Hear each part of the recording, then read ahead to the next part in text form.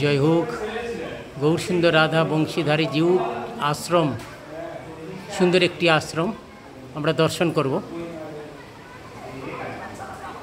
13 বিঘা গোয়াল। জয় বংশীধারী জিউ মন্দির কি জয় হোক।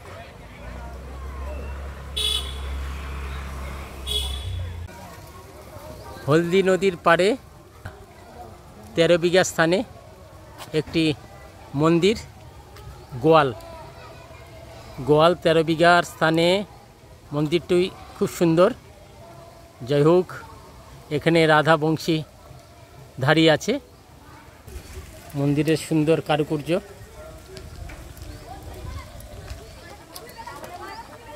সংকীর্তন, নৃসিংহ ভগবান মেন প্রবেশ গেটের দ্বারেই নৃসিংহ ভগবান।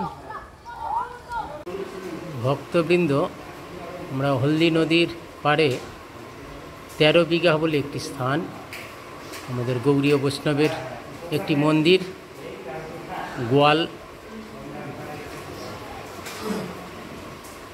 13 বিঘা গোয়ালপড়া স্থানে শ্রী গৌরসুন্দর রাধা বংশীধারী সুন্দর মাধুর্যমণ্ডলী বিগ্রহ গৌরসুন্দর রাধা বংশীধারী।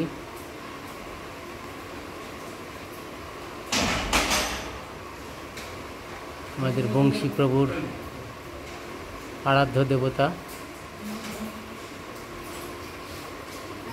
জয় হোক বংশীধারী শ্রীকৃষ্ণ কি জয় হোক। হরে কৃষ্ণ কৃষ্ণ কৃষ্ণ হরে হরে, হরে রাম রাম রাম হরে হরে, হরে কৃষ্ণ কৃষ্ণ কৃষ্ণ হরে হরে, হরে রাম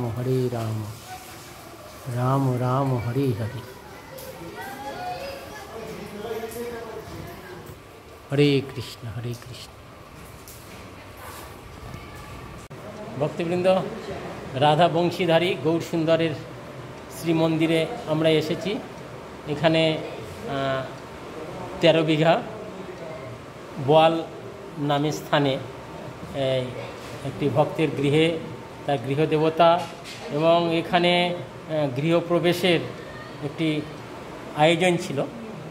তা আমরা শুনেছি গৃহপ্রবেশ ভক্তিপূর্ণ ঠাকুর বলেছেন,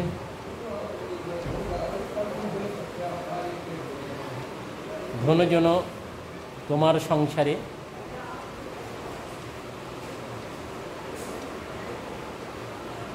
ধন জন যা কিছু তোমার সংসার করিব বহন। যে ভগবানের সংসার, কৃষ্ণের সংসার করে যদি আমরা কৃষ্ণকে অর্পণ করতে পারি সংসারটা, তবেই হচ্ছে কি গৃহপ্রবেশ হবে। গৃহপ্রবেশ মানে ভগবানের গৃহে, অর্থাৎ ভগবানের বাণীরূপ মন্দিরে প্রবেশ করাই হচ্ছে কি গৃহপ্রবেশ। প্রভুপাদ এইভাবে বলেছেন। তা যিনি প্রকৃতপক্ষে বাণীর পূজারী, তিনি ভগবানের সেই বাণীতে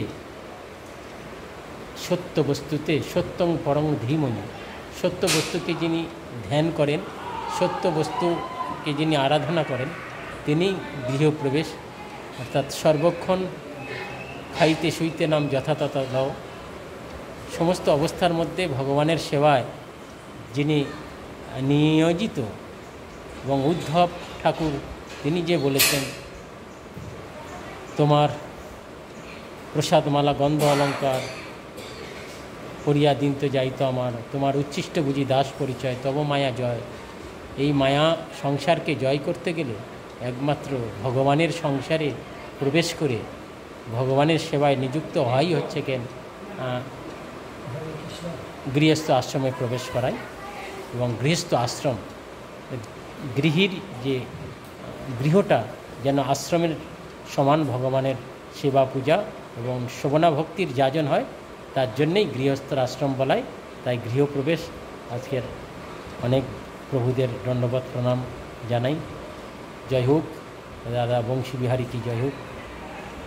আমি যেন আমরা হৃদয়ের মধ্যে প্রতিষ্ঠিত রাখতে পারি। তা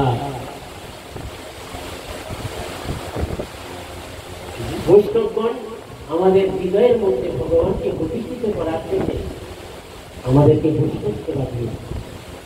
কেন? বৈষ্ণব কেমন? আমরা ভগবানকে অনেক কিছু ভোগ লাগাই, কিন্তু ভগবান কি গ্রহণ করবে?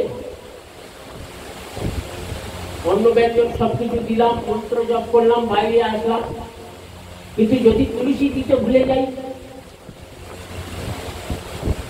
56 ভোগ 36 ব্যঞ্জন বিনা তুলসী কবি এখন নাই মানে যার বৈষ্ণব সেবায় রুচি নাই, যে বৈষ্ণব সেবা করে না, ভগবান তার পদার্থ কোনোদিন গ্রহণ করে না। তুলসী বিহীন তার নৈবেদ্য।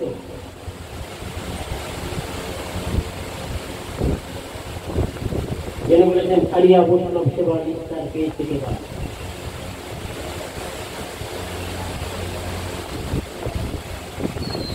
যদি প্রত্যেক দিন ভক্তরা যারা সংসারে আছে কিছু না কিছু নাম সেবার জন্য, বৈষ্ণব সেবার জন্য সংকল্প করে রাখবেন, যেন সংসারী লোক একসঙ্গে তো করতে পারে, একটা না 2 টাকা দিয়ে যখন যেটা সামর্থ্য। আগে ছিল আমরা বাড়িতে বাড়িতে একটা করে মাটির ভাঁড় দিতাম আর বলে দিতাম। আমরা আগে যখন প্রথমে মঠে এসেছিলাম তখন অন্যান্য শাখা মঠের বলা যে দেখো মায়েরা, তখন তো পয়সা করি ছিল না, সম্বল একমাত্র মাঠের ধান চাল সম্বল, ধান চাল বিক্রি করে দিত, শাকসবজি তেল মশলা কিনে হতো। ওই জন্যে তারপরে মাটির ভাঁড় দেওয়া হতো আর বলে দেওয়া হতো দেখো মা, আপনারা যখন রান্না করতে যাবেন 1 মুষ্টি চাল নিয়ে, তাহলে রান্না করার সময় ভগবান যে চালটা ধুতে যাবেন 1 মুষ্টি চাল নিয়ে ওই ভাঁড়ে রেখে দেবেন, 7 দিনে 7 মুষ্টি হবে। আমরা সপ্তাহে একদিন একটা গ্রামে যেতাম। তাহলে ভগবানের চিন্তা হলো আর আপনাদের বস্তু থেকে ভগবানের জন্য রাখা হলো। এই মাধুকরী চিন্তা যাদের রক্ত থাকতো, যখন 1 টাকা 2 টাকা বাজার করে যে ফিরবে ওটা ভান্ডারের মধ্যে রেখে যাবে,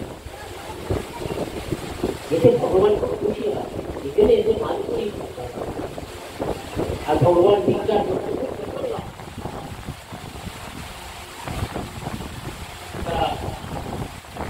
অনেক কথা হয়ে গেল। যেখানে সকলে বৈষ্ণব সেবা করবে তো আমাদের ভগবান হরে কৃষ্ণ কৃষ্ণ কৃষ্ণ হে রাধে, হে কৃষ্ণ হে রাধা কৃষ্ণ যদি আমার সামনে চলে আসে, ভগবানের মুখ দেখলেই তো ওখানে অবস্থা তাকাতে পারবে।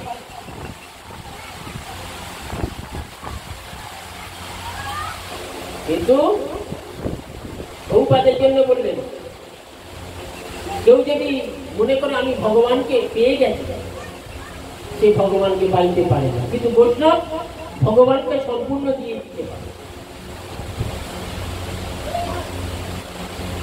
ভগবান আসলে যে তাকে পাদ্য অর্ঘ দিয়ে কিভাবে সেবা করতে হয়, কি সেবার দ্বারাই তিনি খুশি হবে, আমি তো জানি না, বৈষ্ণব ঠাকুর সেটা আমাকে বলে দেবে।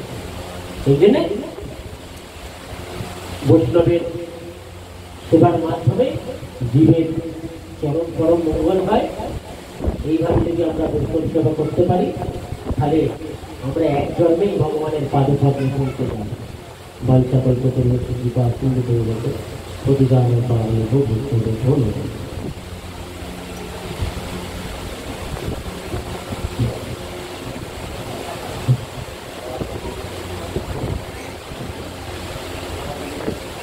বলুন না।